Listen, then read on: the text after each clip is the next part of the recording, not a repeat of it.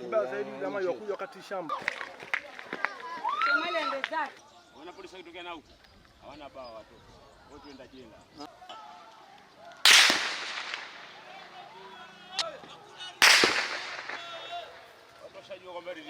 Yeye pia naye amekuja na ni bwenyenye mwenye mali zake, nataka kunyanyasa wananchi wa Ziwa la Ng'ombe Nyali, ambayo ni makosa sana.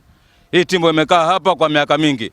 Hii timbo watu wamezikwa hapa, watu wamefichwa hapa, watu wameuliwa hapa. Tumejitolea sisi kama vijana kuziba hii timbo na tumeziba kwa nguvu zetu. Alafu imfika mahali tumejaza toka kule. Timbo lote tumelijaza, tulikuwa tunataka tulijaze sababu watu wanauliwa huku. Huku kulikuwa hakuna amani timboni huku. Huku watu walikuwa wanaibiwa, wengine wanauliwa huko wanaja tupwa hapa, wengine wanauliwa hapa wanaja kutupwa hapa. Sisi kama mareforma sisi tumeamua tu reform.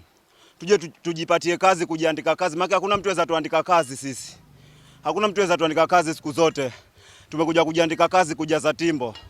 Tumeongea na watu wa barabara waje tumwagie saruji hapa tukijaza timbo polepole tukijiandika kazi.